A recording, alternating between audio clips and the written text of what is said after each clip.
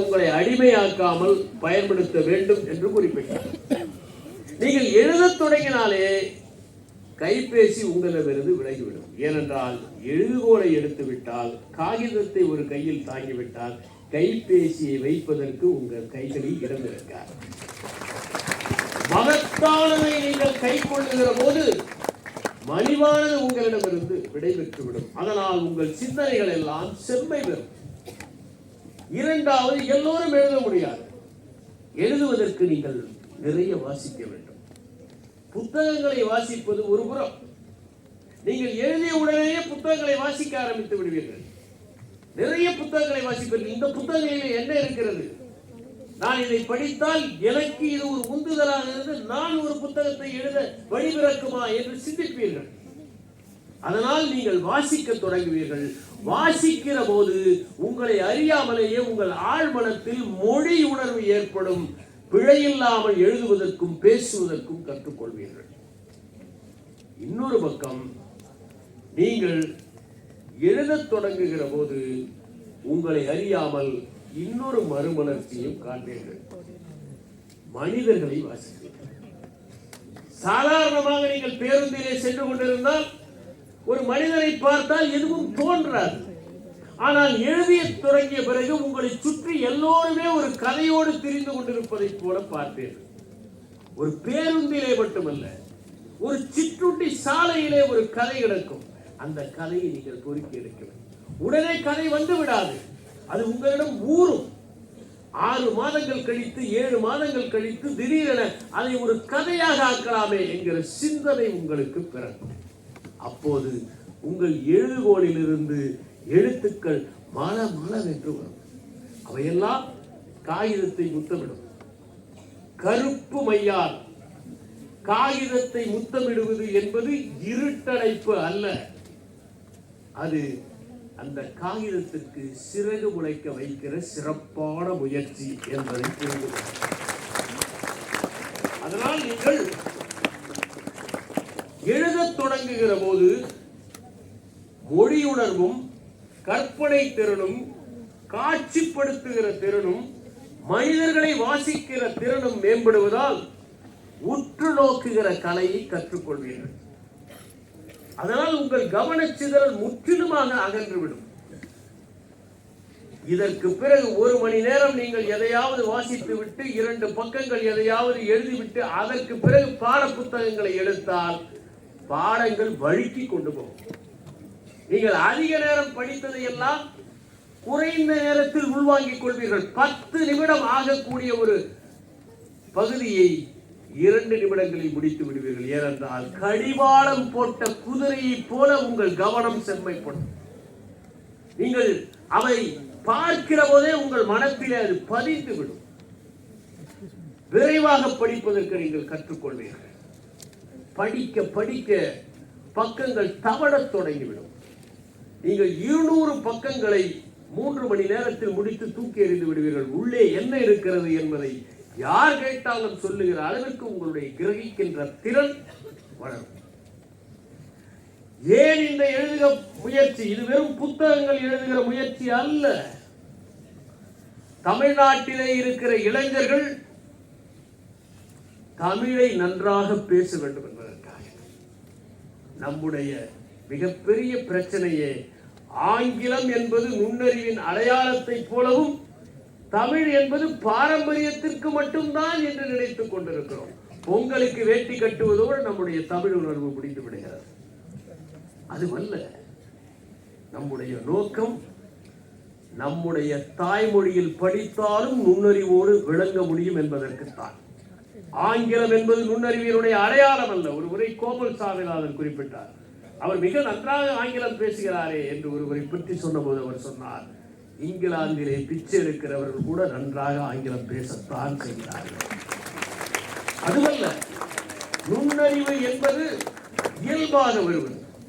எனவே தமிழ் மொழியில் பிழை என்று எழுதவும் பேசவும் வைத்தால்தான், தமிழ் மொழியில் மாணவர்களே படைக்க தொடங்கினால்தான், பேச தொடங்கினால்தான் அடுத்த தலைமுறைக்கு தமிழ் மொழியை நாம் கடத்த முடியும். சரி, தமிழ் மொழியை கடத்துவதால் முடிந்து விடுமோயா? இல்லை. நீங்கள் படைக்கக்கூடிய இந்த திறன் இருக்கிறதே, இதை சற்று விரிவுபடுத்தினால் அது கணிதத்திலும் படைப்பாக்கத்தை உண்டாக்கும், அது அறிவியலிலும் படைப்பாக்கத்தை உண்டாக்கும். ஏனென்றால் படைப்பாக்கம் என்பது ஒரே ஊற்றிலிருந்து கிளம்புகின்ற வெவ்வேறு நீரூற்றுகள். அடி ஊற்று என்பது ஒன்றுதான். அந்த அடி ஊற்றிலிருந்து கிளம்புகிற ஊற்றுகள் தான் அறிவியலாக ஆகட்டும், இலக்கியமாக ஆகட்டும், கணிதமாக ஆகட்டும், கணினியாக ஆகட்டும். எனவே உங்களுடைய படைப்பாக்க திறனை உற்சாகப்படுத்துகிற போது உங்களுக்கு தன்னம்பிக்கை வரும். அரசு பள்ளியிலே படிக்கிற ஒரு மாணவன் ஒரு புத்தகத்தை எழுதிவிட்டால், அந்த புத்தகத்தை எடுத்து சென்றால் அவனுக்கு எத்தகைய தன்னம்பிக்கை ஏற்படும். ஏனென்றால் நாங்கள் எல்லாம் 30 வயதில் புத்தகத்தை போட்டோம். பதிப்பிப்பதற்கு யாருமே இல்லை. நான் கல்லூரியிலே படிக்கிற போது ஒரு புத்தகத்தை எழுதி வைத்துக் கொண்டு பதிப்பகமாக ஏறி இறங்கினேன். ஆனால் இங்கே மகத்தான பதிப்பாளர்கள் வந்திருக்கிறார். ஞானாசி போன்றவர்கள், சாதிக் பாஷா போன்றவர்கள் வந்திருக்கிறார்கள். அவர்கள் எல்லாம் காத்திருக்கிறார்கள், கொண்டு வாருங்கள் நாங்கள் பதிப்பிடுகிறோம் என்று காத்திருக்கிறார்கள். எனவே ஒரு புத்தகத்தை அச்சிலே பார்க்கிற போதுதான் அது மிகவும் மகிழ்ச்சியாக இருக்கும். இங்கே பேசுகிற போது பிரசாந்தன் அவர்கள் குறிப்பிட்டார்கள், குழந்தைகளுக்கு கூட கைபேசி கொடுக்கிறார்கள். அதனால் அவர்கள் கைபேசியோடு கை குழந்தைகள் கூட அதை வைத்துக் கொண்டு சமாதானம் அடைகின்றன. போகிற போக்கில் கருவிலேயே இருக்கிற குழந்தைக்கு கூட ஒரு கைபேசி உள்ளே தள்ளினால் ஆச்சரியப்படுவதற்கில்லை. அப்போதுதான் அது வயிற்றில் எந்த பிரச்சனையும் செய்யாமல் இவர்கள் தொலைக்காட்சி தொடர் பார்ப்பதற்கு வசதியாக இருக்கும். இதிலிருந்து விடுபடலாம். நீங்கள் ஒரு புத்தகத்தை எழுதிய பிறகு உங்களுக்கு ஏற்படுகிற அந்த தன்னம்பிக்கை இருக்கிறதே, அது அசாத்தியமானது. அதற்கு பிறகு உங்களை அறியாமலேயே நீங்கள் திரு ராம் பிரசாத் மனோகர் சொன்னதை போல ஒரு விஞ்ஞானி ஆக வேண்டும், ஒரு பெரிய வேளாண் வித்தகராக வேண்டும், கணினியிலே சாதனை புரிய வேண்டும், கண்டுபிடிப்பாளராக ஆக வேண்டும் என்றெல்லாம் நினைத்து உங்களை செம்மைப்படுத்திக் கொள்வீர்கள். 108 மாணவர்கள் எழுதியிருக்கிறார்கள் என்றால் அந்த 108 மாணவர்கள் இன்னும் 1008 மாணவர்களை உருவாக்குவார்கள். அதுதான் இங்கே வந்திருக்கிற மாணவர்கள் எல்லாம் ஆதி விளக்குகள் அல்ல, அகல் விளக்குகள். ஒரு அகல் விளக்கை கொண்டு 1000 அகல் விளக்கை நாம் ஏற்ற முடியும். ஆனால் எவ்வளவு பிரகாசமாக இருந்தாலும் ஓர் ஆதி விளக்கு இன்னொரு ஆதி விளக்கை ஏற்ற. எனவே அகல் விளக்குகள். இவர்கள் படிப்பதை பார்த்து பக்கத்தில் இருக்கிற மாணவனும் படிக்க வேண்டும் என்று நினைப்பார். ஏனென்றால் மனிதர்களிடம் இருப்பது கண்ணாடி நியூரான்கள். அடுத்தவர்கள் செய்வதை பார்த்து நாமும் செய்ய வேண்டும் என்கிற ஆசை ஏற்படும். மனிதர்களுக்கும் குரங்குகளுக்கும் தான் கண்ணாடி நரம்பணுக்கள். அதனால்தான் குல்லா கதை நமக்கு சின்ன வயதிலேயே சொல்லப்பட்டிருக்கிறது. மனிதன் குல்லா போட்டால் குரங்கும் குல்லா போடுகிறது. நான் சொல்வது தலைக்கு போடுகிற குல்லா, மற்றவர்களுக்கு போடுகிற குல்லாவை அல்ல. அதை சொல்லாமலேயே கற்றுக்கொள்வதில் நம் மக்கள் வித்தகர்களாக இருக்கிறார்கள். எனவே நீங்கள் படிப்பதை பார்த்து எழுதுவதை பார்த்து இன்னும் நிறைய பேர் எழுதுவார்கள். அப்படி எழுதுவதன் மூலம் என்ன நிகழும் என்றால், ஒரு அரசு பள்ளியில் இருக்கிற பல மாணவர்கள் சிறப்பாக படிக்கவும் எழுதவும் சிந்திக்கவும் தங்கள் வாழ்க்கையை மேம்படுத்தவும் வாசிக்கின்றவற்றை உள்வாங்கிக் கொண்டு நற்பண்புகளோடு திகழவும் வாய்ப்புகள் ஏற்படும். அதைத்தான் நாங்கள் எதிர்பார்க்கிறோம். நாங்கள் எதிர்பார்ப்பது வெறும் எழுத்தாளர்களை மட்டுமல்ல, சான்றோர்களை என்பதை நான் சொல்ல விரும்புகிறேன். சான்றோர்களை உருவாக்க வேண்டும். அவர்கள் தமிழ்நாட்டின் மீது மிகுந்த பற்று வைத்து சமூக அக்கறையுடன் திகழ வேண்டும். ராஜா அவர்கள் சொன்னார்கள், சமூக அக்கறை என்றால் என்ன?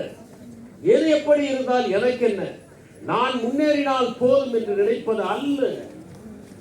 இந்த உலகமே நந்தவனமாக மாற வேண்டும், நம் வீடு மட்டும் தூய்மையாக இருக்க வேண்டும் என்று நினைப்பது அல்ல. வீடு தூய்மையாக இருப்பது நாகரிகம், வீதி தூய்மையாக இருப்பது பண்பாடு.